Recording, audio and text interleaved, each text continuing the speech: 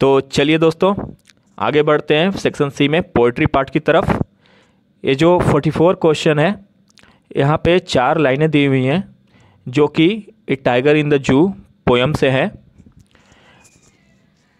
आप यहाँ पे देख सकते हैं ये जो 4 लाइनें हैं, ये he hears the last voice at night the patrolling cars and stairs with his brilliant eyes at the brilliant stars. इसका मतलब है कि वह लास्ट वॉइस जो है पेट्रोलिंग कार की सुनता है। पेट्रोलिंग कार्स का मतलब होता है कि जो दस्त लगाते हैं जो जू में, देखते हैं कि कहीं कोई मुसीबत में ना हो जो जानवर हैं, या फिर वो कहीं बाहर ना निकल गए हों। And stairs with his brilliant eyes, और वो चमकते हुए तारों, अपनी चमकती हुई आँखों से चमकते हुए तारों को देखता है ऊपर की ओर।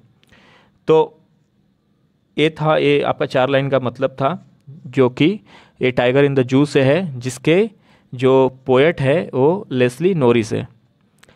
आइए पहला क्वेश्चन देखते हैं। Name the poem from where this extract has been taken. Poem का नाम बताना है जिससे ये 4 लाइनें ली हुई हैं। तो पोएम का नाम है a tiger in the zoo. Who has written this lines, किसने लिखा है? तो पोएट का क्या नाम है? Leslie nourish. इसका स्पेलिंग मैं दिखाऊंगा अभी, लिखा हुआ है।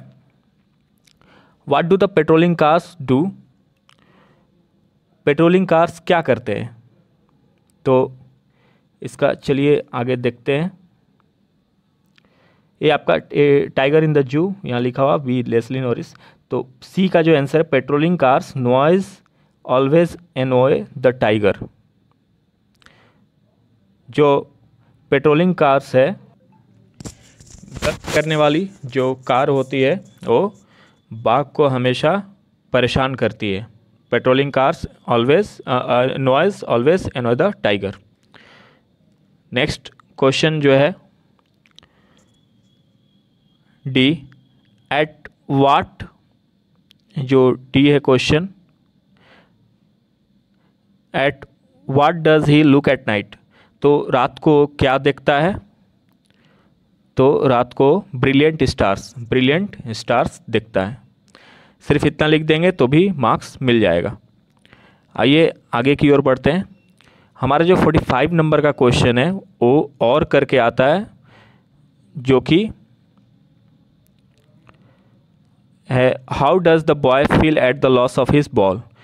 जो लड़का है वो जब बॉल खो देता है तो वो कैसा फील करता है।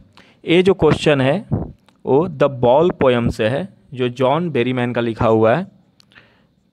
तो इसका आंसर है the boy is in grief eight the loss of his ball, he keeps staring at the ball with his desperate eyes.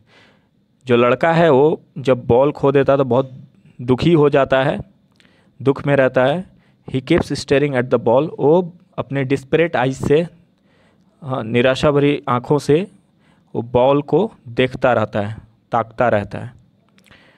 जो अथवा में क्वेश्चन आता है वो यहाँ पे दिया हुआ है, why does the poet feel more at home with the animals than humans. ये जो क्वेश्चन है ये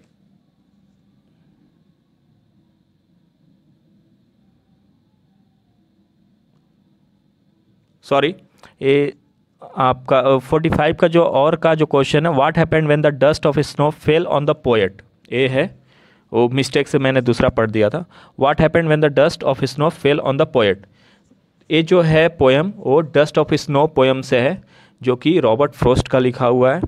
इसका मतलब है जब डस्ट ऑफ स्नो यानी कि जो बर्फ़ का टुकड़ा जो है वो पोएट के ऊपर गिरता है तो क्या होता है।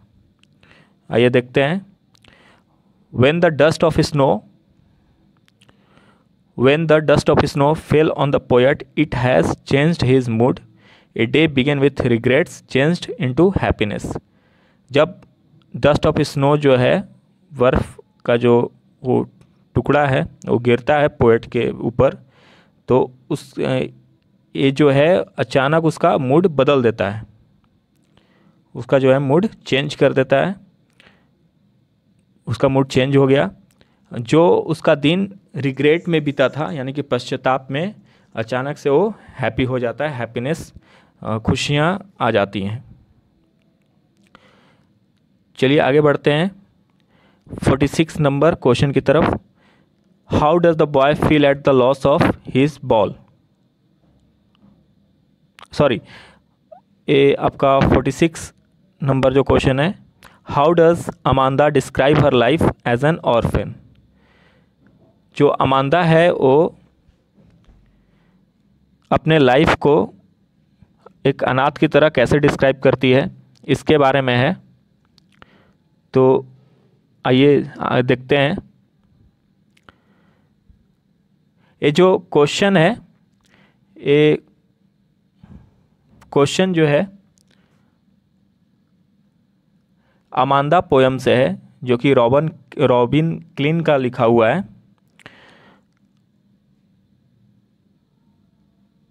इसका आंसर देखते हैं। She feels like an orphan. She feels like an orphan because she had been nagged from his mother. She feels could roam freely in the street, leaving patterns of the bare feet, the soft dust.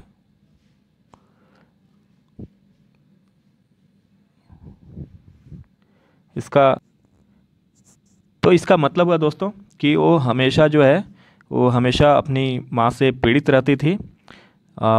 She feels good, उसको ऐसा वो महसूस करती थी कि वो freely पूरे स्वतंत्र भाव से गली में घूमते रहे, अपने पैरों से पैटर्न बनाते हुए, अपने पैरों के से छाप छोड़ते हुए सॉफ्ट डस्ट पे, the bare feet on the soft dust. यहाँ पे ऑन छूटा हुआ है, फीट के बाद ऑन द सॉफ्ट डस्ट यानी धूल पे अपने पैरों के छाप छोड़ते हुए वो घूमती रहे, भटकती रहे। आइए आगे बढ़ते हैं। जो हमारा दूसरा इसमें अथवा करके जो क्वेश्चन आता है उसकी तरफ।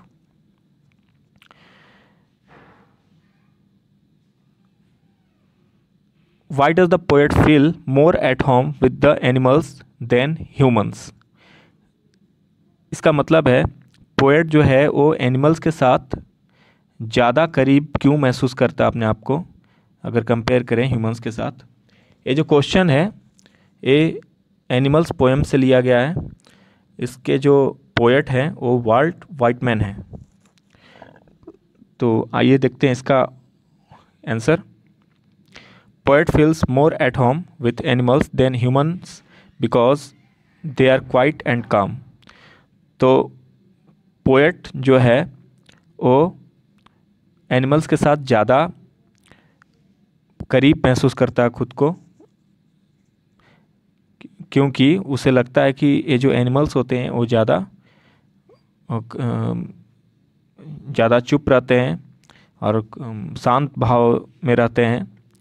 Animals are self satisfied and happy in their own environment. Animals जो है वो सेल्फ सेटिस्फाइड यानी आत्मसंतुष्ट रहते हैं और खुश रहते हैं वो अपने इन्वायरमेंट में। तो ये था हमारा पोएट्री सेक्शन का क्वेश्चंस थे। दोस्तों ये पोएट्री सेक्शन है। अभी इसके बाद सप्लीमेंट्री के कुछ क्वेश्चंस बचेंगे 47, 48, 49, और मैं नेक्स्ट वीडियोज़ में कराऊंगा और कुछ बातें भी बताऊंगा जिसको फॉलो करके आप अच्छा मार्क्स ला सकते हैं। तो इसके लिए आज के लिए बस इतना ही। धन्यवाद।